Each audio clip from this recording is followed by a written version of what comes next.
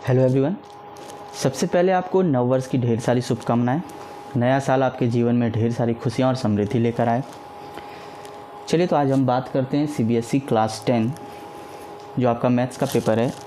आज हम इस क्लास में डिस्कस करेंगे सीबीएसई क्लास 10 मैथमेटिक्स के टॉप 10 एमसीक्यू क्वेश्चन के बारे में। ठीक है, तो चलिए हम स्टार्ट करते हैं क्वेश्चन नंबर 1 से।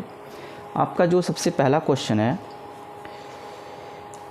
if the sum of the first n terms of an AP is 3n square plus n and its common difference is 6, then its first term is। देखिए, इस प्रकार के क्वेश्चन में अगर आपको दिया हुआ है सम ऑफ फर्स्ट n टर्म्स, किसी भी AP का सम ऑफ फर्स्ट n टर्म्स का, तो आप फॉर्मूला आपको पता है कि Sn बराबर n/2 into 2a plus n - 1 into D होता है। लेकिन इस क्वेश्चन में हमको पूछा गया है इस क्वेश्चन में कि then it's first term is, तो क्यों ना हम इसके n के वैल्यू को अगर 1 समझ लें, तो आपका जो है 3n स्क्वायर प्लस n जो है यहाँ से हो जाएगा आपका 3 इंटू 1 n के जगह पे, और ये 1 यानी 3 + 1 = 4। यानी आपका जो ऑप्शन A, B, C और D है, इसमें से आपका ये वाला ऑप्शन सही हो जाएगा। ओके, अब हम बात करते हैं इसका जो दूसरा क्वेश्चन है। The distance of the point 20,15 from the origin is. अब आप ध्यान से देखिए, ऑरिजिन हमको पता है कि एट ऑरिजिन जो होता है आपका x कोऑर्डिनेट भी 0 होता है और y कोऑर्डिनेट भी आपका 0 होता है। तो आपका क्वेश्चन है the distance of the point from 2015 from the origin is. तो इसका सिंपल फार्मूला हम लोग चूँकि पढ़े हैं हम लोग डिस्टेंस फार्मूला में, √x2 - x1 का whole square plus y2 - y1 का होल स्क्वायर। तो अब देखिए यहाँ चूँकि आपका पहला और दूसरा x और y दोनों कोऑर्डिनेट 0 है, तो हम डायरेक्ट इसमें फार्मूला ये भी अप्लाई कर सकते हैं, √a² प्लस b²। ये कब होता है? जब ये आपका डिस्टेंस नापा जाता है ओरिजिन से। तो आप देखिए 20 का स्क्वायर कितना हो गया 400 और 15 का स्क्वायर कितना हो गया 225। अगर हम दोनों को ऐड करें तो हो जाता है 625, यानी यहाँ से हमारा जो वैल्यू होगा वो होगा 25 स्क्वायर यूनिट, यानी इसका आंसर होगा ये वाला 25 स्क्वायर यूनिट। ओके, बात करते हैं क्वेश्चन नंबर जो आपका तीसरा है। देखिए ध्यान से, लिखा हुआ the area of the circle that can be inscribed in A square of side 3 centimetre is. इस क्वेश्चन में the area of the circle that can be inscribed in square, एक स्क्वायर है आपके पास, ठीक है, और इस स्क्वायर के अंदर जो है आपका कोई सर्कल जो है वो इंस्क्राइब्ड है। तो जो आपका स्क्वायर का साइड होगा वही इस सर्कल का क्या होगा डायमीटर। तो आपका स्क्वायर का साइड कितना है 3, तो आपका सर्कल का डायमीटर भी कितना हो जाएगा 3। तो अगर डायमीटर है सर्कल का 3, तो रेडियस कितना हो जाएगा इसका 3 का आधा, यानी 3/2। अब आपसे पूछा गया था area of the circle. Area of circle का फॉर्मूला आप जानते हैं कि πr² होता है, यानी पाई आपका देखिए सभी ऑप्शन में पाई है, यानी पाई का वैल्यू हमें पुट नहीं करना, तो πr² यानी 3/2 स्क्वायर। अब ध्यान से देखिए, पाई 3 का स्क्वायर 9 होता है, 2 का स्क्वायर 4, यानी 9π/4 कहाँ है, तो ये 9π/4 स्क्वायर यूनिट। ये इस क्वेश्चन का आपका सॉल्यूशन हो गया। ठीक है, अगला क्वेश्चन देखते हैं। लिखा हुआ है sec theta when expressed in terms of cot theta is equal to. आप पढ़े हैं कि सेक थीटा जो होता है, ठीक है, सेक थीटा का जो फॉर्मूला होता है √1 + tan स्क्वायर थीटा होता है, और हम लोग सेक थीटा को अगर ऐसे भी लिख सकते हैं 1 + 1/cot स्क्वायर थीटा। अगर यहाँ से इसका सॉल्यूशन करेंगे एलसीएम लेके, तो हमें मिलेगा cot square theta plus 1/cot square theta, और ये पूरे पे √ जाएगा। क्योंकि नीचे cot स्क्वायर थीटा के ऊपर √ है, ये अगर बाहर जाएगा तो रूट के अंदर सिर्फ cot स्क्वायर थीटा प्लस 1 रह जाएगा, ठीक है, और आपका नीचे सिर्फ बच जाएगा cot थीटा। अब ध्यान से देखिए ऑप्शन में cot स्क्वायर थीटा ये रूट के अंदर है, और ये तो आपका ये वाला ऑप्शन सही हो जाएगा। ठीक है, नेक्स्ट क्वेश्चन है आपका यहाँ पर, if k + 2 4k - 6 and 3k - 2 are the 3 consecutive terms of AP। आपको पता है कि AP में कॉमन डिफरेंस इक्वल होता है, तो आपको पूछा गया find the value of k। तो सिंपल बात है, अगर A1 A2 और A3 AP में होगा तो इसका कॉमन डिफरेंस इक्वल होगा, तो सिंपल फार्मूला यूज करेंगे A2 - A1 = A3 - A2। यहाँ से क्या करेंगे हम लोग, ये जो आपका है इसको समझ लेते हैं A1, इसको समझ लेते हैं A2, और इसको समझ लेते हैं हम लोग A3। अब हम लोग 4k - 6 में माइनस कर देंगे k + 2 को, और यहाँ से A3 जो है आपका 3k - 2, इसमें माइनस कर देंगे किसको A2 को, ठीक है, इसमें माइनस कर देंगे a2 को, तो 4k माइनस 6, यहाँ से 4k में k गया तो सिर्फ बचा कितना 3k और -6 और प्लस माइनस -2 इक्वल टू, अगर आप 3k में 4k माइनस करते हैं तो होगा -k और -2 में अगर हम माइनस करते हैं -6 को तो -2 और +6 यानी हो जाएगा +4। अब देखिए ये जो -k है इस k की तरफ अगर आएगा तो ये हो जाएगा 4k, ये हो गया मैं आपका जो है इक्वल टू, इधर 4 रह जाएगा और 6 और -2 -8 होता है और उधर जाके बन जाएगा वो 8।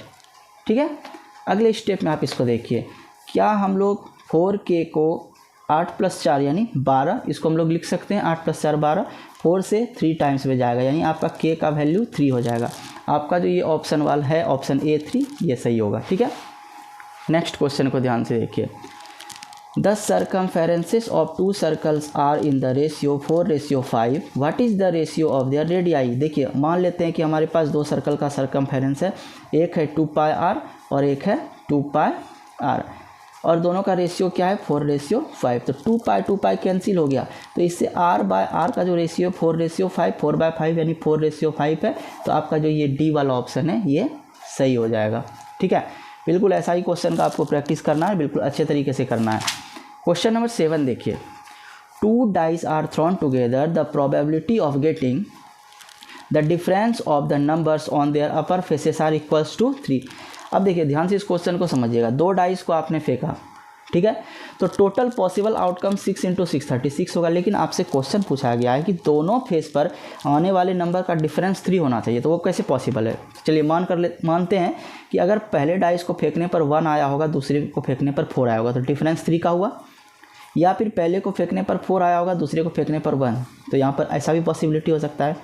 मान लेते हैं पहले को फेंकने पर 2 और दूसरे को फेंकने पर 5, या फिर पहले को फेंकने पर 5 और दूसरे को फेंकने पर 2 आया होगा, ये भी हो सकता है। या फिर मान सकते हैं पहले को फेंकने पर 3, दूसरे को फेंकने पर 6, या फिर पहले को फेंकने पर 6 और दूसरे को फेंकने पर 3 आया होगा, तो ये भी पॉसिबिलिटी होगा। तो डिफरेंस आपका जो पॉसिबिलिटी ऑफ डिफरेंसेस है 2 और 2 4 और 2 6 आ रहा है। तो क्वेश्चन पूछा गया है the difference of the numbers on their upper faces are equals to 3 is, यानी फेवरेबल आउटकम्स आपका कितना है, फेवरेबल आउटकम्स वो हो गया आपका टोटल 6 और पॉसिबल आउटकम्स आपका हो गया 36, यानी 6 6 जा 36। तो इस क्वेश्चन का आंसर ऑप्शन नंबर आपका सी होगा। आइए अगले क्वेश्चन को देखते हैं। लिखा हुआ है cos to the power 4a minus sin to the power 4a on simplification gives. Simple है, क्या हम लोग cos टू पावर 4a को cos स्क्वायर a पर स्क्वायर लिख सकते हैं और इसको sin स्क्वायर a पर स्क्वायर लिख सकते हैं। ठीक है, अगले स्टेप में देखिए, क्या हम इसको a square minus b square समझ सकते हैं। अगर ऐसा हम लिखेंगे तो a plus b into a minus b हम लोग ऐसा लिख सकते हैं। cos square a plus sin square a 1 होता है। cos स्क्वायर a को हम लोग अगर रहने दें, ठीक है, और माइनस sin स्क्वायर a को हम लोग लिख सकते हैं 1 minus cos square a। Okay, अब नेक्स्ट स्टेप में देखिए, cos स्क्वायर a माइनस 1 और minus minus plus cos square a।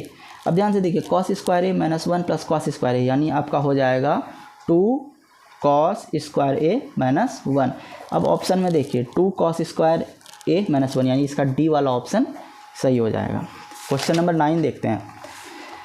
The distance of the point -1 7 from the x axis is. सबसे पहले समझना है कि क्वेश्चन के बारे में एक्स एक्सिस दिया हुआ है, तो at x axis y equal to आपका होता है 0, तो डिस्टेंस हमको निकालना है। ठीक है, at x axis y the distance of the point -1 7 from x axis is. तो एक्स एक्सिस से आपका -1 और 7 का डिस्टेंस निकालना है, सीधी बात है। देखिए अगर ये एक्स एक्सिस है तो यहाँ से -1 और 7 का आप डिफरेंस निकालोगे तो एक्स एक्सिस पर y तो आपका 0 होता है और यहाँ से डिस्टेंस पूछा है तो -1, ये जो आपका ऑप्शन है। ये चूँकि यहाँ पर एक बात और है कि आपका ओरिजिन से नहीं पूछा है, फ्रॉम एक्स एक्सिस पूछा है, तो हम लोग डिस्टेंस फार्मूला लगाते हैं ना, √x2 - x1 का whole square plus y2 - y1 का होल स्क्वायर। अब सिंपल फार्मूला यूज करेंगे। ठीक है, फ्रॉम एक्स एक्स चूँकि y इक्वल टू 0 है तो y को 0, लेकिन यहाँ पर आप एक्स एक्सिस है तो यहाँ पर -1, ठीक है, यहाँ पे -1 का स्क्वायर प्लस 7 - 0 का होल स्क्वायर। अब यहाँ ध्यान से देखिए, -1 का स्क्वायर 1 होगा और 7 का स्क्वायर 49 यानी √50 हो जाएगा। तो इस क्वेश्चन का सॉल्यूशन ये डी वाला ऑप्शन होगा √50। क्वेश्चन नंबर 10, ठीक है, पूछा गया है what is the greatest possible speed at which a girl can walk 95 metre and 171 metre in an exact number of minutes.